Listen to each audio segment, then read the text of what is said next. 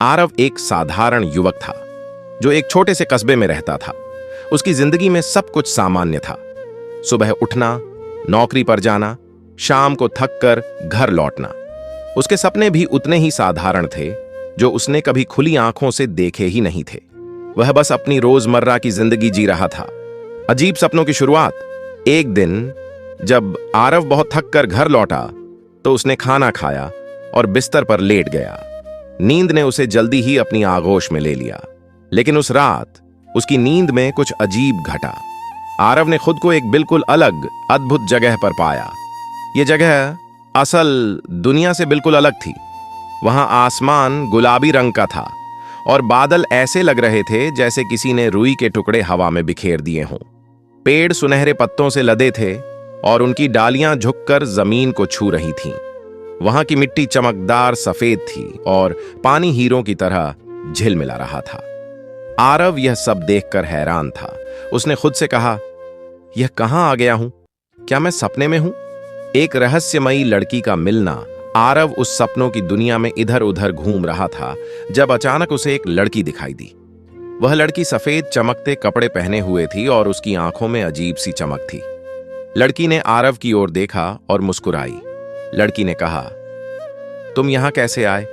यह जगह तुम्हारी दुनिया से अलग है। आरव ने उलझन भरी आवाज में जवाब दिया, मुझे नहीं पता, मैं बस सोने गया था और यहां आ गया। लेकिन यह जगह कौन सी है? लड़की ने गहरी सांस ली और बोली, यह सपनों की दुनिया है।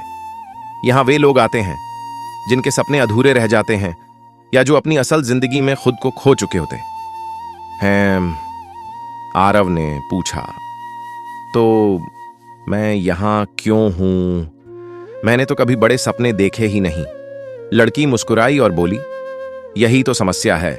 सपने देखना और उन्हें पूरा करने की कोशिश करना इंसान के जीवन का मकसद होता है, लेकिन तुमने अपनी जिंदगी को केवल एक रूटीन बना लिया है।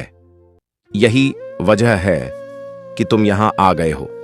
खूबसूरती के पीछे का अंधेरा। आरव ने उस जगह की खूबसूरती में खो जाना चाहा, लेकिन हर बार उसे ऐसा महसूस हुआ जैसे कोई उसे देख रहा हो। हर कोने से एक अजीब सन्नाटा उसे डराने लगा।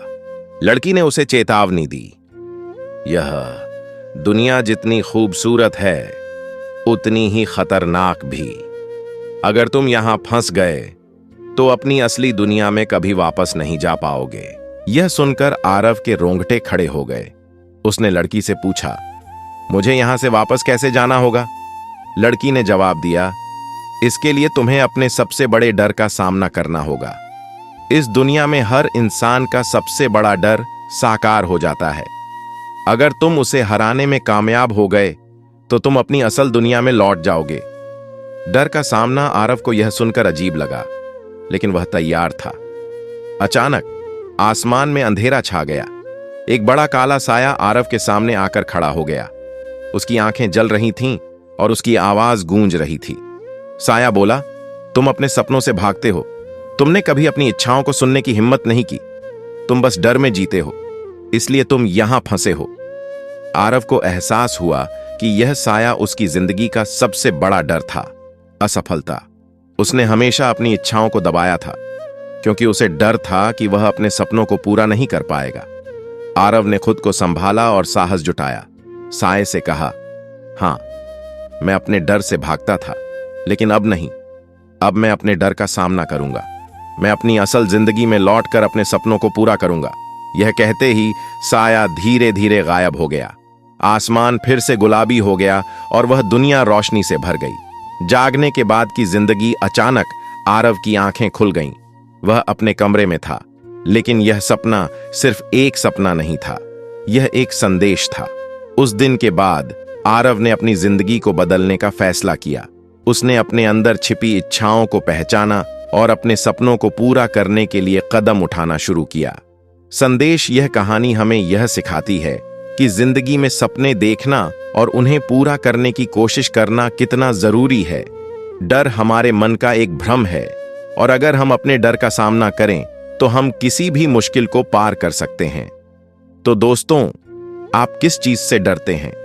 क्या आप अपने डर का सामना करने के लिए तैयार हैं? सपनों को अधूरा मत छोड़िए, क्योंकि सपने ही आपकी जिंदगी को जीने लायक बनाते हैं। सपनों की दुनिया से लौटकर अपनी हकीकत को खूबसूरत बनाइए।